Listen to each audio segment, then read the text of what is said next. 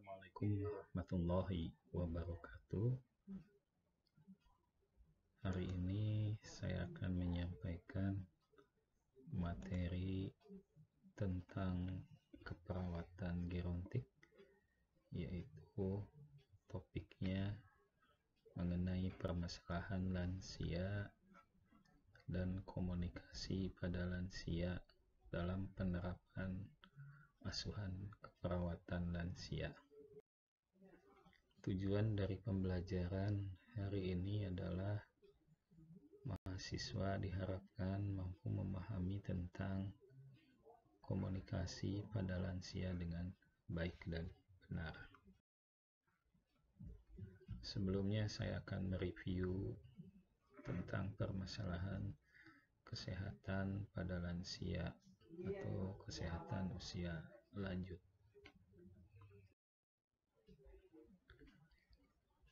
Latar belakang kenapa perawat belajar tentang asuhan keperawatan pada lansia. Saat ini jumlah penduduk lansia di dunia tahun 2000 itu 400 juta. Kurang lebih selama 25 tahun itu meningkat menjadi 1,5 miliar. Jadi begitu banyak peningkatan selama 25 tahun. Berarti ada suatu umur harapan hidup yang meningkat. Di Indonesia pada tahun 2000 sebesar 7,28%. Meningkat di tahun 2020 saat ini sebesar 11,34%. Nah, ini juga peningkatannya cukup signifikan. Hasil penelitian pada tahun 2008, usia lansia antara 60 sampai 69 itu 11,13 juta.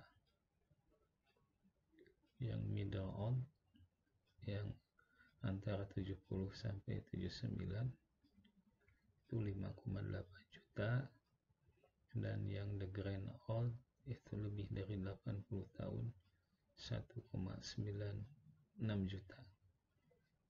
Ini sangat sedikit. Rata-rata usia paling tinggi itu antara 60 sampai 69 tahun.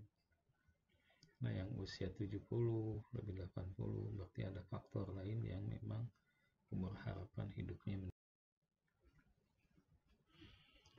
Nah, proses penuaan ada beberapa fase. Ada fase subklinis, ada fase transisi, ada fase klinis. Jadi proses penuaan itu sebetulnya sejak usia 25 tahun itu mulai ada proses penuaan atau masuk ke dalam fase subklinis.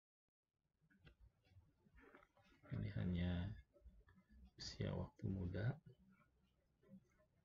Ketika tua ada perubahan, berarti ada faktor yang berubah kenapa bisa terjadi aging process. Nah, fase pertama usia 25 sampai 35 tahun sebetulnya sudah ada proses penuaan pada manusia. Dan proses penuaan atau aging process itu sifatnya alamiah dan tidak disadari karena tidak ada gejala. Jadi proses penuaan itu tidak ada gejala kecuali disertai penyakit penyerta atau penyakit klinis yang lainnya. Jadi menurut usia 25 tahun ke atas itu terjadi proses penuaan. Artinya proses penuaan di sini ada penurunan sistem di dalam tubuh, baik biologis maupun psikososial. Nah, secara sistem dalam tubuh itu faktor biologis yang menurun semua sistem. Menurut penelitian itu kurang lebih ketika usia menjelang 25 tahun ke atas itu 1% terjadi penurunan sistem di dalam tubuh. Jadi seluruh sistem penurunan 1%. Ketika menjelang usia 27, 2%, 28, dan seterusnya setiap tahunnya meningkat. Fase transisi, fase yang terjadi di usia 35 sampai 45 tahun. Pada fase ini gejala penuaan mulai terlihat. Hormon tubuh akan mengalami penurunan hingga 25%. Gula darah mulai meningkat, massa otot mulai mengecil, dan mulai timbul gangguan jantung serta kegemukan. Ini fase transisi. Fase klinis ini lebih dari usia 45 tahun. Memasuki fase klinis, berbagai tanda penuaan semakin berlanjut. Tanda yang perlu diwaspadai antara lain yaitu gangguan penyerapan nutrisi dan mineral, menurunnya kepadatan tulang, mulai timbul gejala penyakit kronis, serta penurunan fungsi seksual. Ini fase klinis. Nah, faktor yang mempengaruhi proses penuaan menurut WHO, aging process atau proses penuaan bisa disebabkan oleh beberapa faktor yang saling berkaitan. Ada faktor kesehatan, pelayanan sosial. Jelas nih, kalau kita tidak sehat, maka proses penuaan lebih cepat. Faktor perilaku, ya, perilaku tidak sehat. Faktor individu, biasanya lifestyle, gaya hidup. Ya, faktor lingkungan juga ini bisa mempengaruhi terhadap proses penuaan. Bisa lingkungan stres, lingkungan budaya, dan lain sebagainya.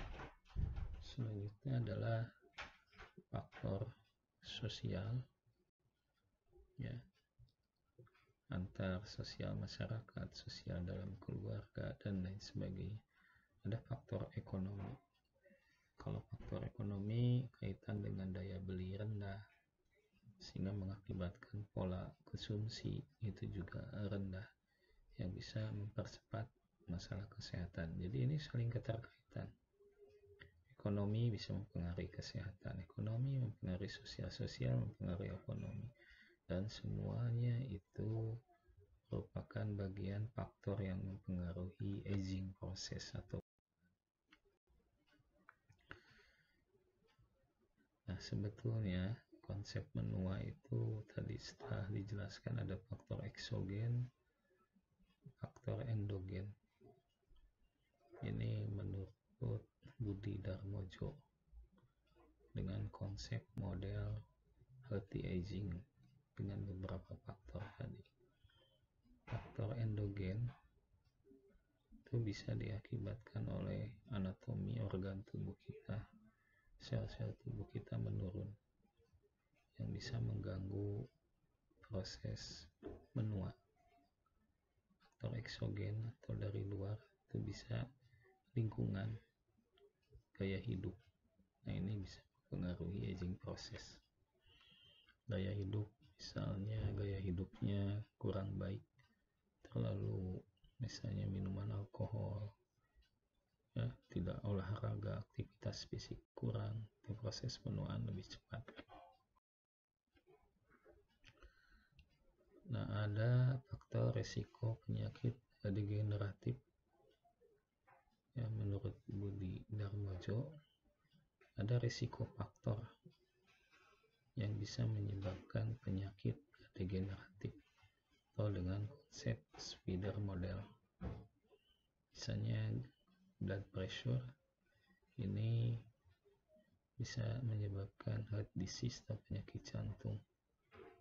Rokok, tembakau bisa menyebabkan stroke, dan selanjutnya. Itu konsep model atau laba-laba atau model laba-laba.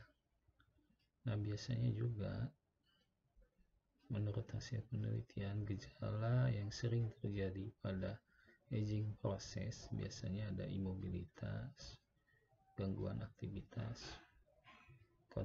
kontivasi biasanya pencernaan, ya, gangguan intelektual, kognitif, ya, mudah lupa, sulit tidur, depresi, gangguan pendengaran, ya, inkontinensia urin atau gangguan sistem urinaria, impoten, gangguan seksualitas, imunitas defisiensi atau menurun, risiko infeksi, dan pola komunikasi yang terganggu. Nah, ini nanti yang kita bahas, pola komunikasi yang terganggu atau ada terbatas. Nah, sebetulnya proses menua itu akibat dari perjalanan hidup manusia.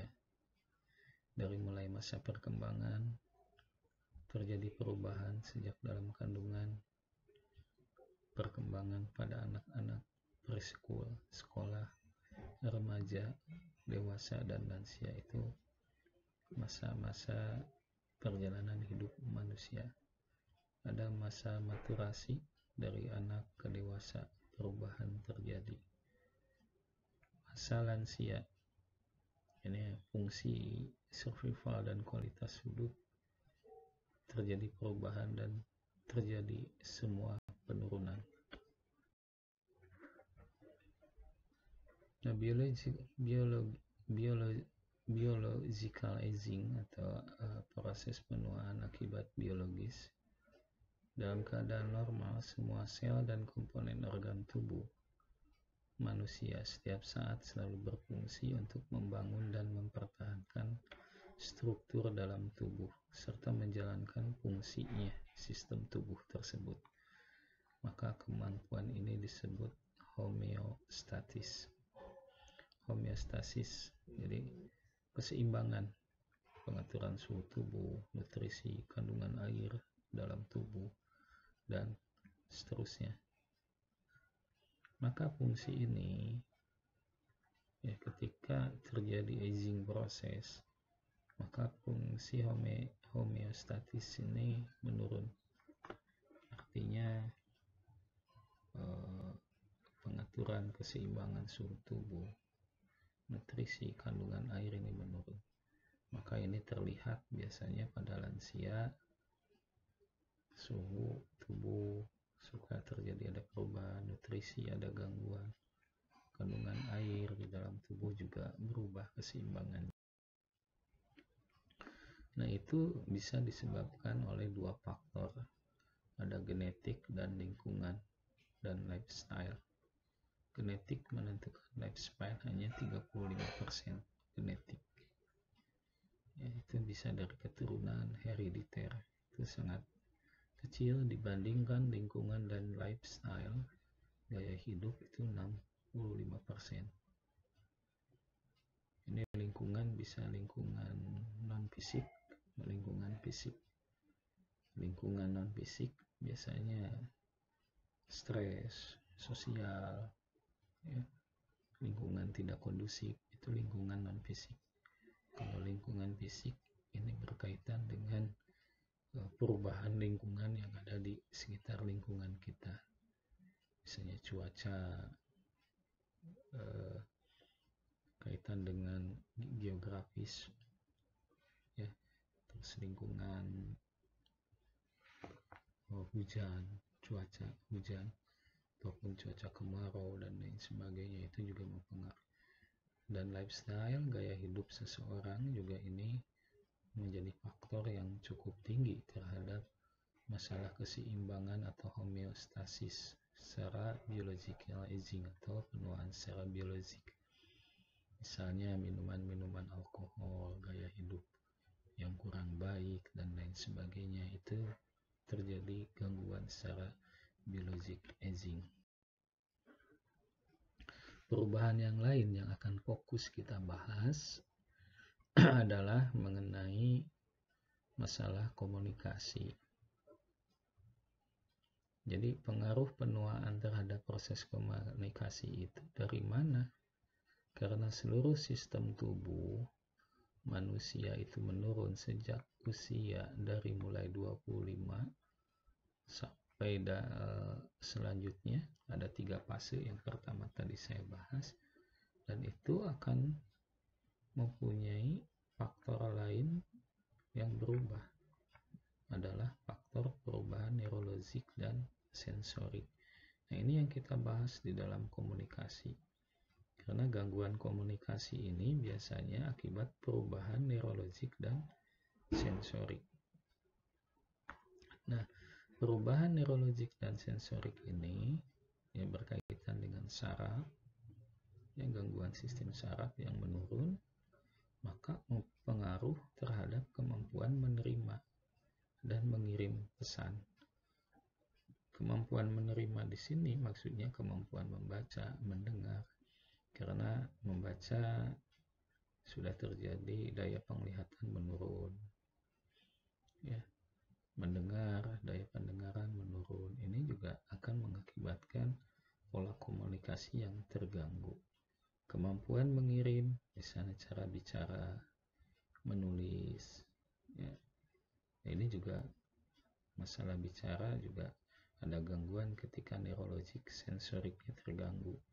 Bisa bicara lamban, terdengar, tidak terdengar, atau lain sebagainya, atau bicara dengan gaya gestur atau gaya bahasa tubuh dan lain sebagainya.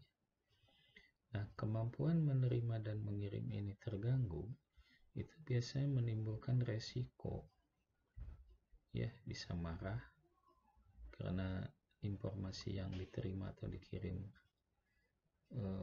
salah persepsi, bisa mengamuk atau paranoia,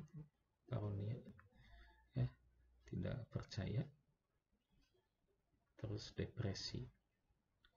Nah, sehingga hal ini terjadi, perubahan ini bisa mengakibatkan gangguan komunikasi. Maka ketika terjadi gangguan sensorik dan neurologik yang mengakibatkan dampak terhadap pola komunikasi, ada teknik-teknik tersendiri di dalam komunikasi pada lansia. Nah, ini perawat penting sekali karena komunikasi terapeutik itu bagian dari komunikasi yang dilakukan oleh petugas kesehatan. Salah satunya adalah profesi keperawatan, karena sebagai ruhnya, core-nya atau inti dari profesi perawat itu adalah komunikasi terapeutik. Nah, komunikasi pada lansia ini seperti apa? Karena tadi ada gangguan sensorik dan neurologik. Yang pertama yang kita bahas mengenai pendekatan komunikasi. Nah, sebelum kita melakukan strategi langkah-langkah berkomunikasi dengan lansia, kita harus asesmen dulu. Kita kaji dulu kondisi lansianya. Apakah ada permasalahan konduksi tulang dan udara di bagian telinganya? Nah, ini bisa menghambat saluran informasi atau ketika menerima informasi.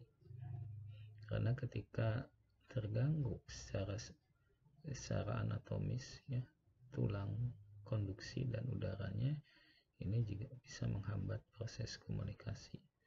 Bisa disebabkan oleh saluran pendengaran, oleh obstruksi saluran pendengarannya, terganggu konduksi tulang udaranya, bisa membran timpaninya rusak yang bisa menyebabkan gangguan saluran pendengaran. Obstruksi bisa penumpukan serumen. Biasanya pada lansia sering terjadi penumpukan serumen. Nah, ini akan mengganggu. Harus dibersihkan membran timpani, biasanya ada luka, robek atau proses infeksi, ya, karena imunitas lansia sudah menurun. Nah, pendengaran cara adaptasi untuk komunikasi berkaitan dengan pendengaran, yaitu menghadap ke arah sumber suara sambil meletakkan tangan di belakang daun telinga. Agar apa? Informasi ketika ada gangguan pendengaran itu memudahkan didengar. Beda dengan yang tidak mengalami gangguan, jarak 1 meter juga sudah bisa terdengar. Tapi permasalahannya yang kita hadapi kliennya adalah lansia. Jadi kalau kita kaji tadi pertama ada gangguan, sehingga kita harus mengatur jarak ketika berkomunikasi. Salah satunya menghadap ke arah sumber suara sambil meletakkan tangan di belakang daun telinga.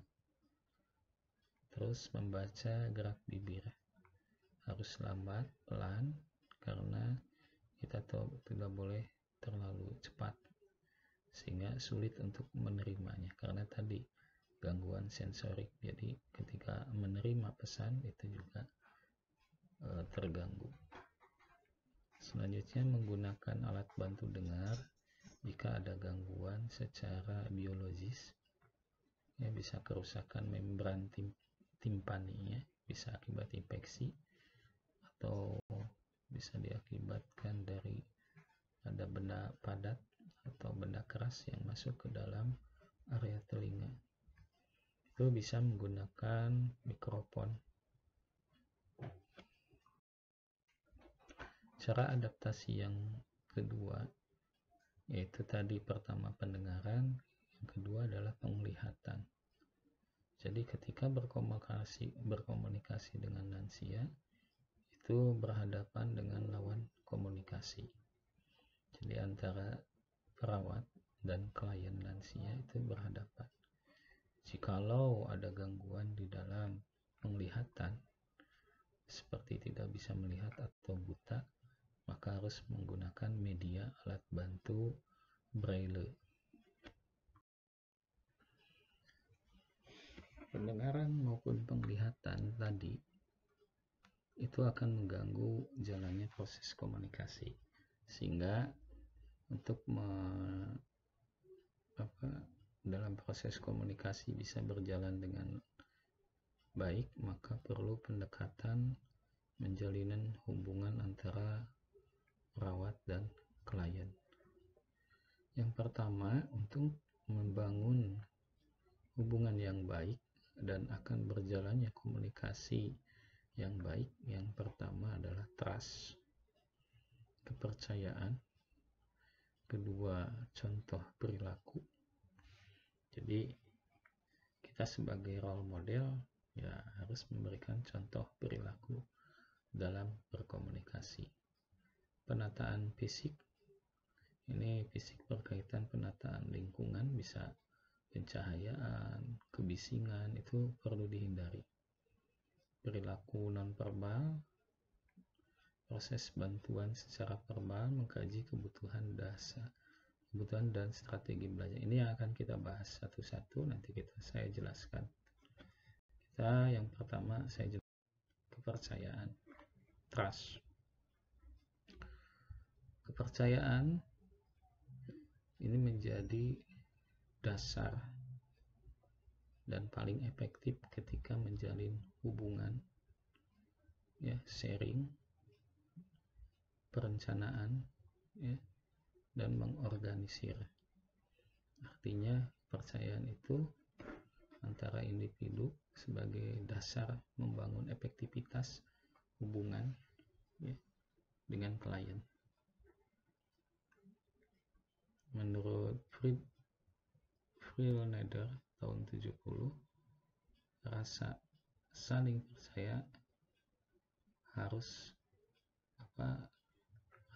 percaya dalam keperawatan dapat 1. meningkatkan kemungkinan hubungan yang efektif, hampir sama dengan GIP, meningkatkan keefektifan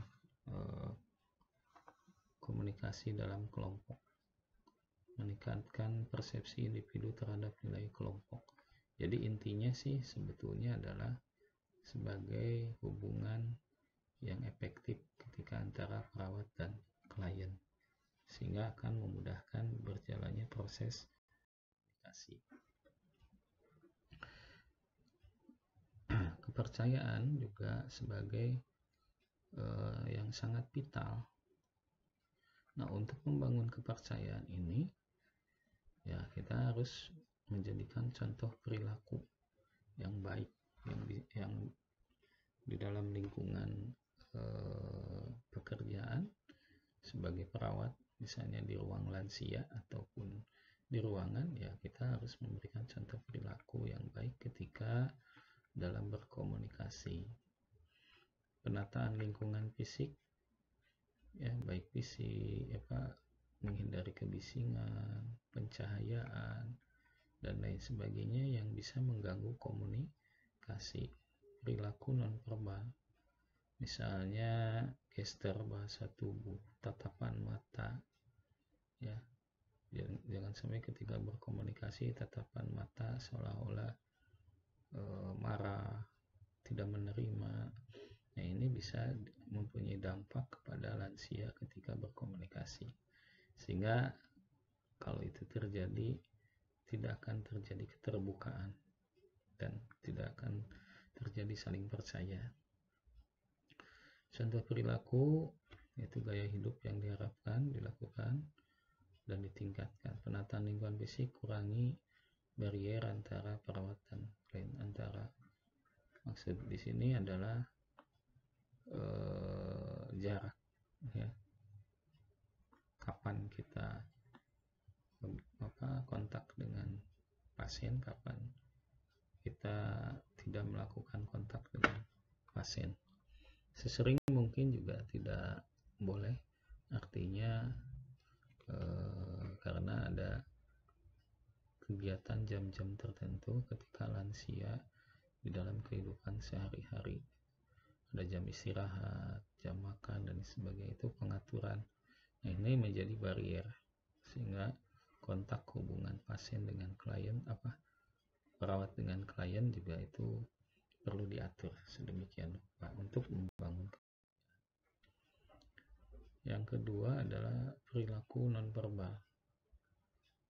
Perilaku nonverbal, contoh misalnya kontak mata, ya, karena kontak mata itu mempunyai arti siap berkomunikasi. Artinya harus ada kontak mata. Itu artinya antara pemberi pesan dan penerima pesan itu adalah siap berkomunikasi. Jarak, ya, antara kita berkomunikasi dengan lansia juga perlu diperhatikan, tidak terlalu jauh karena pendengarannya terganggu, sehingga akan informasi yang disampaikan juga akan menemukan hambatan. Attentiveness, jadi intention, harus memperhatikan, jangan sampai kita cuek atau acuh ketika komunikasi dengan lansia, sehingga akan mengganggu kepercayaan. Yang selanjutnya adalah ada proses sentuhan, touching, ya, tubuh kita, ya, bisa memeluk tangan, duduk di ujung kursi, menyilangkan kaki. Ini juga kalau tata krama budaya timur ini juga mengurangi sopan santun, sehingga akan sulit dalam proses komunikasi. Ini penting, ini ada budaya-budaya tertentu, touching, ya, ini harus dilihat. Budaya timur, budaya barat itu berbeda. Kalau kita banyak yang muslim kan nggak boleh memegang tangan ataupun sentuhan karena ada masalah keagamaan ataupun spiritual. Terus bahu harus sejajar, minimal sejajar, tidak boleh kita di atas ataupun di bawah, minimal mendekati sejajar. Itu dalam rangka membangun kepercayaan atau siap dalam berkomunikasi. Yang selanjutnya adalah kontak mata yang sejajar. Equal eye level itu sejajar dalam artian kita tidak ada bentuk kepada pasien. Jadi karena ini lansia usianya, kita perlu dihormati, jangan sampai kita tidak sejajar, misalnya terlalu atas seolah-olah merendahkan pasien tersebut. Jadi inilah bentuk dalam perilaku nonverbal ketika komunikasi. Ya, sentuhan tadi juga udah dibahas. Ya, ada sentuhan, touching itu memerlukan privasi, sehingga nggak boleh kalau ada memerlukan privasi, karena pasien berbeda-beda, ada yang boleh, ada yang tidak, seperti budaya barat, budaya timur. Sentuhan penting, sebetulnya penting gitu ya.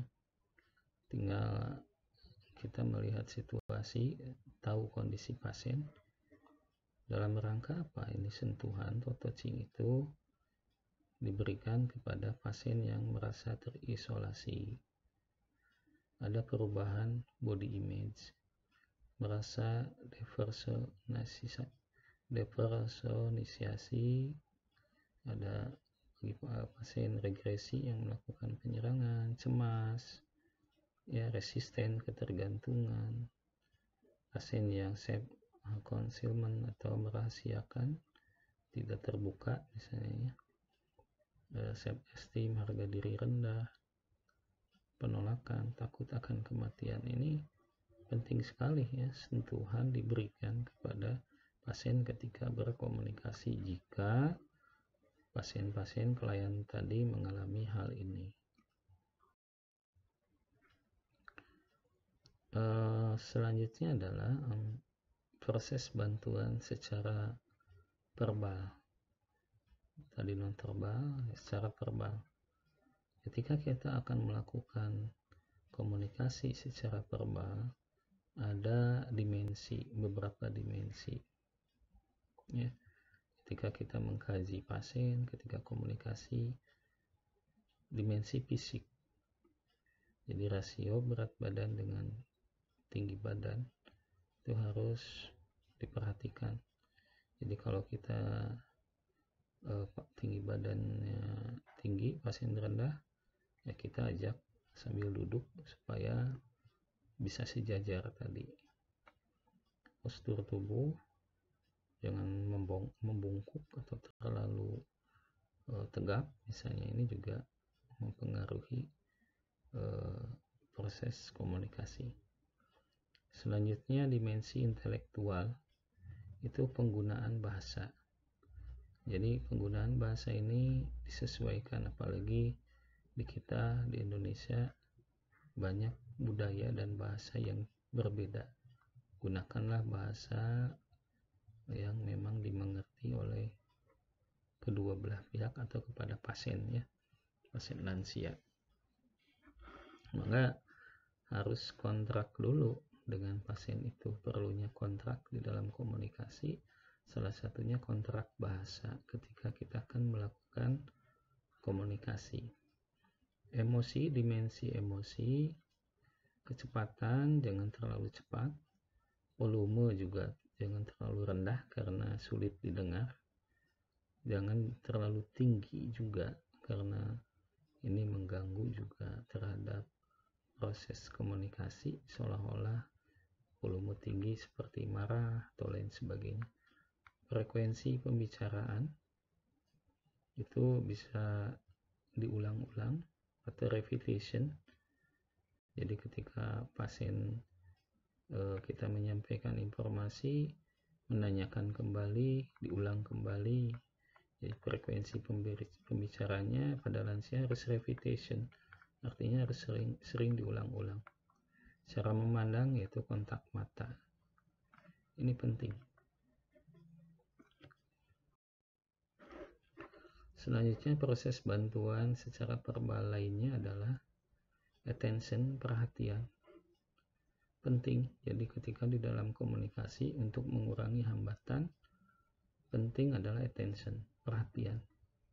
Jadi ketika merespon, menyampaikan informasi, itu kita harus memperhatikan pasien.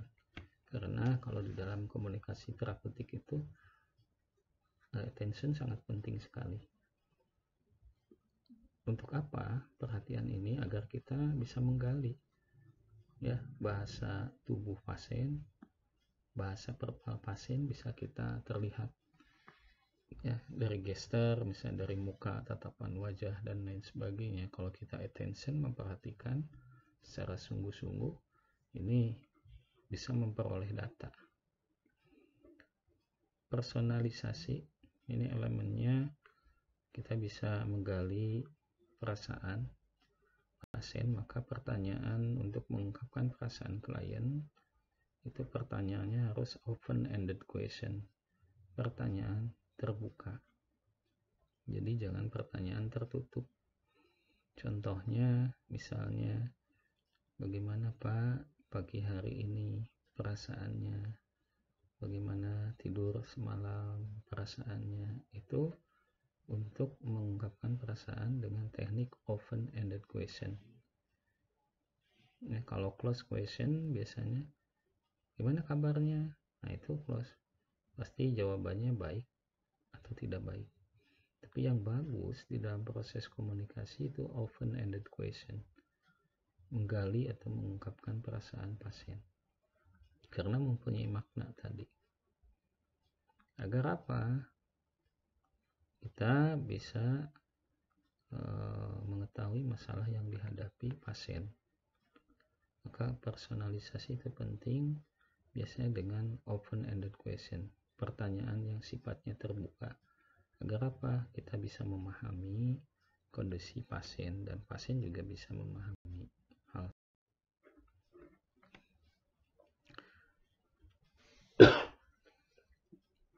Lanjut adalah inisiasi. Dokter perawat membuat pernyataan tentang satu tujuan, tentatif atau penyelesaian masalah yang berkaitan dengan perasaan, makna, dan tanggung jawab klien. Apakah menolak atau menerima? Kalau dalam proses komunikasi pasien menolak, maka kita kembali ke masalah yang dihadapinya. Kalau pasien menerima, ya kita action, ya kita eksplorasi, melakukan program apa yang kita rencanakan. Ya, sekali lagi, kalau menolak ya kembali ke permasalahan. Yang pertama ya sesuai dengan masalah yang dihadapi pasien dalam rangka keseluruhan ini untuk mencapai, memelihara, dan meningkatkan kesejahteraan pasien. Biasanya selalu ada di dalam pasien itu ada yang menolak, ada yang menerima. Kalau menolak berarti ada pertanyaan, ada apa itu ya, apakah dari sisi kita ketika di dalam proses komunikasi atau dari hal lain gitu ya. Proses bantuan secara verbal, perawat itu harus menemui pasien, klien, ya, respon, personalisasi, inisiasi. Nah, kalau klien ketika merespon, maka kita lihat eksplorasinya, apakah menerima atau menolak tadi. Tujuannya apa? Dalam rangka memahami kondisi, keadaan ya ketika kita di dalam berkomunikasi, baik kondisi keadaan dari klien tersebut. Personalisasi tadi mempunyai beberapa elemen untuk mengungkapkan perasaan klien dalam rangka kita memahami kondisi klien tersebut. Ini bagi perawat tulis penting. Selanjutnya inisiasi tadi ya, apakah ada keterbukaan atau penolakan. Nah, ini kalau tidak paham ya kita kembali lagi Kalau misalnya dia menerima, ya kita melakukan aksi. Apa saja yang disebut aksi itu kegiatan perencanaan yang kita rencanakan, program apa saja yang kita akan diberikan kepada klien.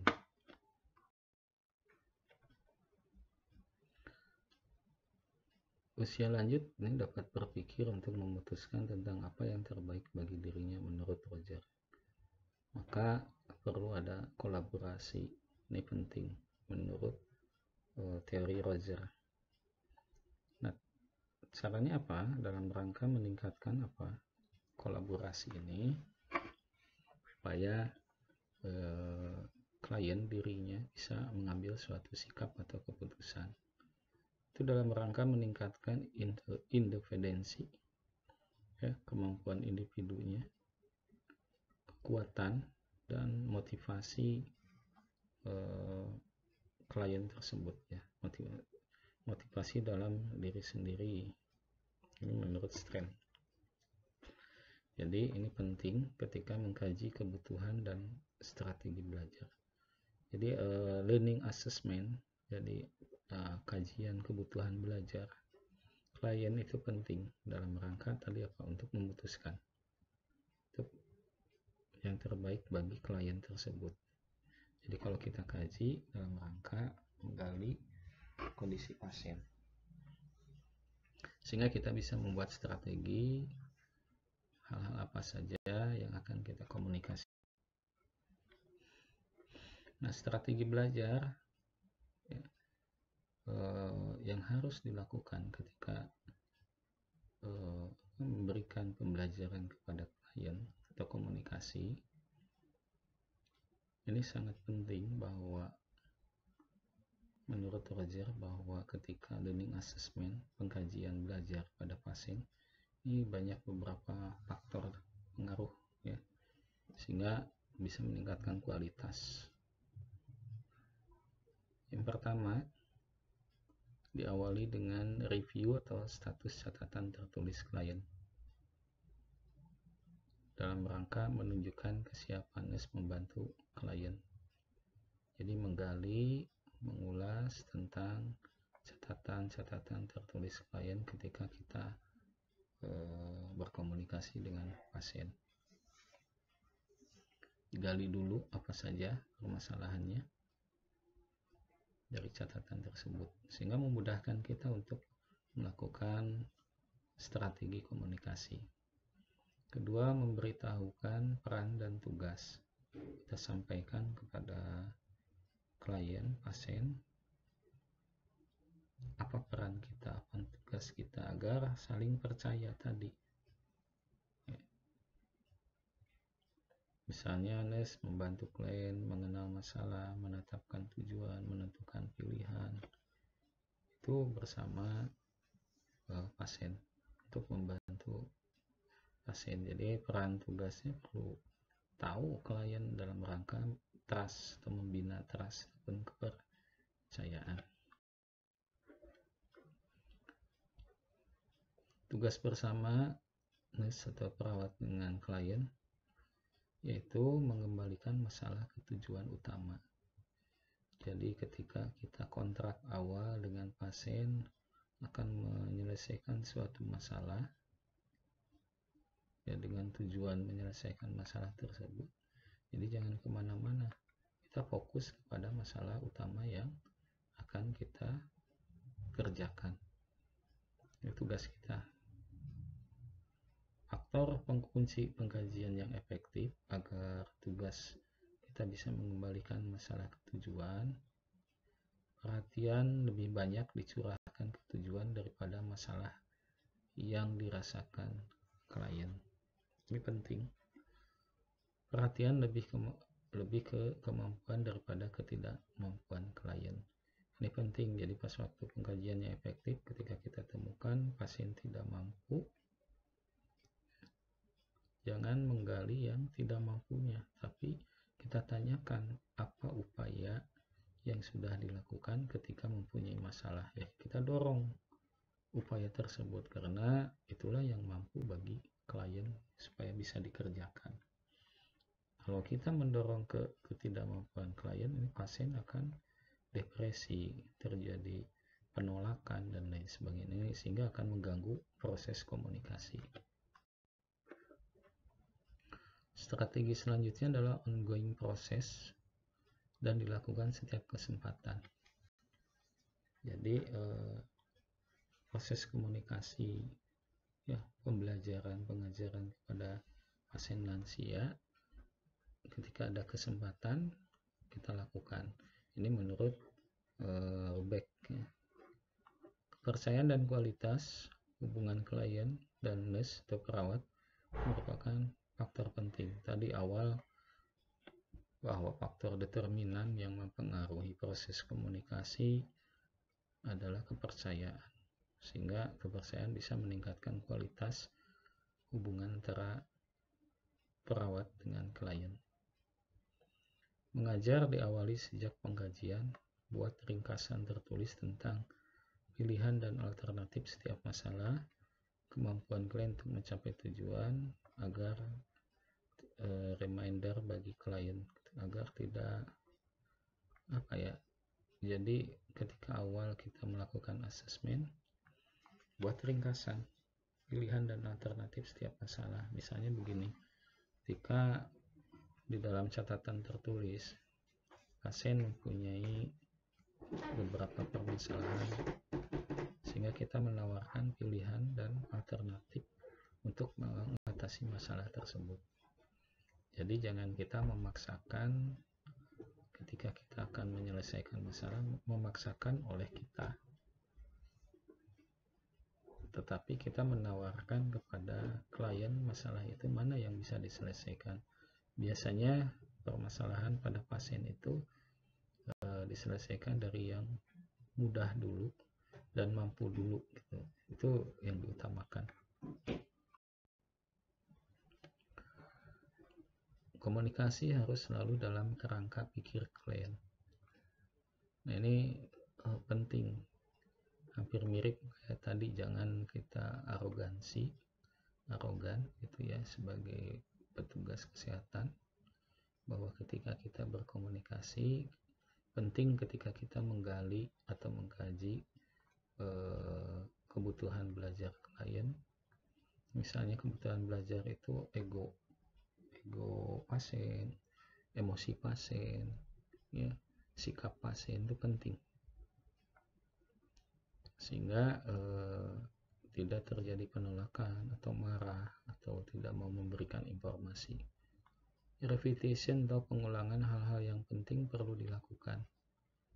Jadi ketika berkomunikasi dengan pasien, strateginya adalah harus sering mengulang-ulang kepada pasien yang mengalami lansia.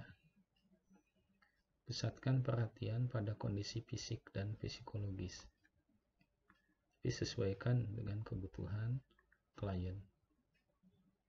Jadi attention, tadi perhatian itu penting, apakah pada kondisi fisik dan psikologisnya tergantung dari kebutuhan dan kondisi klien. Penggunaan flowchart atau denah langkah utama waktu kegiatan. Jadi ketika kita akan melakukan komunikasi, itu punya planning berbentuk perencanaan atau flowchart. Jadi bedanya kalau dengan lansia itu karena sering lupa, terus yang kedua gangguan penglihatan dan pendengaran, maka kita harus membuat perencanaan bersama klien lansia tersebut, membuat schedule atau plan atau flowchart tentang kegiatan atau aktivitas sehari-harinya. Agar apa? Bisa meningkatkan rasa trust, percaya diri, dan rasa memiliki. Jadi penting. Jadi kalau pasien-pasien lansia itu, kalau di panti lansia, di rumah sakit, ya kita membuat plan atau perencanaan. Strategi yang lainnya bahwa perawat perlu mengkaji pengetahuan klien dalam kondisi dan situasi klien sebelum mulai mengajar. Ini penting. Ya, menggali pengetahuan itu penting sebelum kita melakukan proses pembelajaran atau pengajaran kepada lansia ini penting kita komunikasikan, atau yang disebut learning assessment atau pengkajian belajar. Contohnya apa yang dikaji? Pengetahuan, kemampuan tentang kondisi atau situasi yang dialami klien.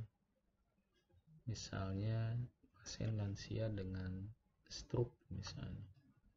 Kita gali pengetahuan klien tentang stroke itu apa, ya, apakah dia mampu ataupun tidak, ya, kita gali agar apa? Memudahkan kita melakukan proses komunikasi karena itu sesuai dengan kebutuhan dan kondisi klien. Keputusan untuk diri sendiri dalam gaya hidup lansia ini penting. Jadi kita ada bargaining position, tawar-menawar. Jadi ketika kita akan melakukan komunikasi mengatasi masalah kepada lansia itu perlu bargaining position. Artinya disesuaikan dengan kemampuan dan kebutuhan klien. Dengan harapan klien harus merasa dan berpikir bahwa ia bisa mengontrol dirinya sendiri dan dalam menetapkan tujuan dan upaya mencapai tujuan tersebut. Maka ini jangan ada independensi dari perawat tapi dari klien tersebut. Strategi yang lainnya adalah hubungan antar item yang akan kita kerjakan. Apakah sesuai nggak dengan kondisi keadaan pasien? Waktu lebih banyak untuk mengajarkan keterampilan psikomotor karena sangat jenuh biasanya lansia kalau kita memberikan pembelajaran melalui komunikasi lebih banyak kepada kognitifnya. Biasanya lansia lebih senang kepada psikomotornya. Misalnya kalau di panti lansia mengajarkan bercocok tanam, menjahit, itu akan lebih senang dibandingkan informasi melalui pengetahuan. Hilangkan distraksi lingkungan. Artinya mengalihkan perhatian. Jangan sampai pasien sering banyak melamun, menyendiri. Kita alihkan perhatian tersebut dengan aktivitas yang lain. Maka tadi pentingnya flow chart atau kegiatan sehari-hari dalam rangka distraksi atau kan mengalihkan perhatian ke yang lain. Pastikan alat bantu, baik alat bantu baca atau dengar yang digunakan sesuai dengan masalah yang dialami oleh pasien. Kalau dia tidak mampu melihat, ya alat bantu baca kita fasilitasi, atau tidak mendengar, alat bantu dengar kita fasilitasi. Memberikan waktu pada klien untuk merespon. Nah, ini yang disebut attention, perhatian. Jadi kalau kita memperhatikan pada waktu proses komunikasi, berikan pada pasien untuk menfeedback atau merespon dari selama kita berkomunikasi. Jangan sampai ada cahaya yang menyilaukan karena ini mengganggu. Gunakan materi yang tertulis jika memungkinkan. Itu tergantung kalau dia bisa menulis, bisa membaca, jika memungkinkan. Gunakan kata-kata teknis dengan artinya. Jadi ini jangan sampai tidak dipahami.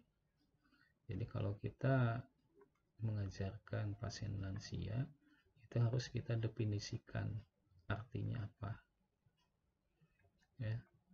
Jangan memperkenalkan lebih dari 5 kata yang baru karena sulit untuk mengingat atau menghafal.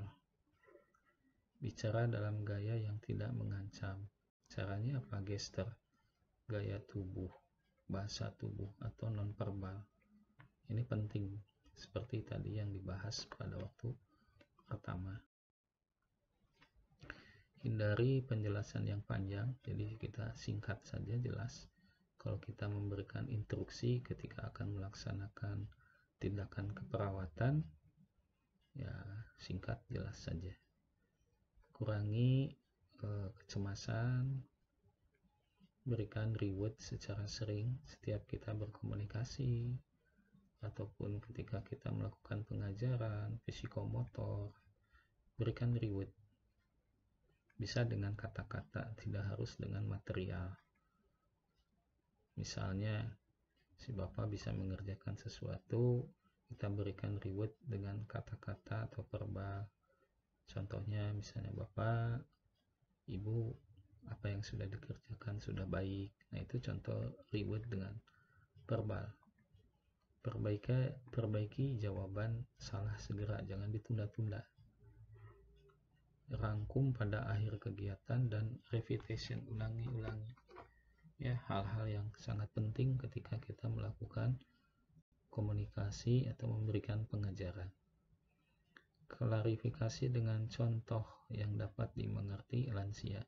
Jadi kita ketika menyampaikan sesuatu kepada lansia itu harus berdasarkan contoh-contoh nyata atau pengalaman agar apa? Mudah dipahami dan dimengerti oleh. Pendekatan dengan pembelajaran praktikal dalam rangka mencapai orientasi tujuan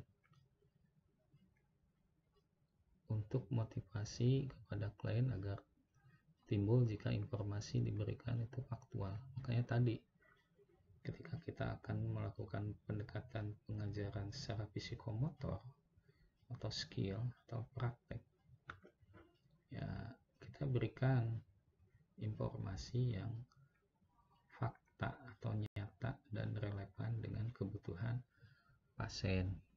Misalnya pasien harus diet, kita sampaikan secara faktual dan relevan kalau diet ini apa manfaatnya, dampaknya apa, itu perlu disampaikan. Teknik proses komunikasi dalam pengajaran kepada lansia bisa dilakukan dengan ceramah, demonstrasi kalau ada prakteknya, redemonstrasi, suruh mengulang kembali apa yang sudah dikerjakan prakteknya, kontrak waktu ini penting, program studi, ya program pembelajaran, ya role play ataupun melalui permainan. Ini yang memang teknik pengajaran disesuaikan dengan kebutuhan dan kondisi keadaan pasien, karena ada pasien yang memang cacat ataupun gangguan yang lainnya, ini disesuaikan saja. Terakhir, hambatan belajar bagi lansia. Di dalam proses komunikasi biasanya ada gangguan memori. Gangguan memori ini biasanya berkaitan dengan kognitif atau pengetahuan. Ya, sulit menghafal, ya sering lupa, demensia biasanya seperti itu. Itu 66%. Maka ketika kita berkomunikasi ini penting. Jangan lebih menggunakan kata-kata baru, tadi lebih dari 5. Harus sering mengulang-ulang agar apa? Tadi memorinya terganggu. Kognitif perannya itu terganggu. Gangguan pendengaran dan penglihatan itu 43%. Tadi masalah sensorik dan neurologik. Ini bisa mengganggu pendengaran dan penglihatan.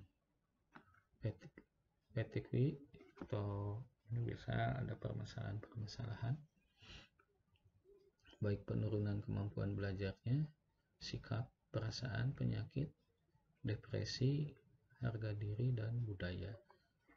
Nah, ini lansia juga culture, budaya ini penting karena biasanya kental sekali pada pasien-pasien lansia. Ini harus kita bisa adaptasi menyesuaikan dengan budaya klien yang kita lakukan tindakan ataupun kita berikan asuhan perawatan. Harga diri biasanya self esteemnya rendah, harga dirinya rendah, depresi atau penyakit penyerta yang lainnya.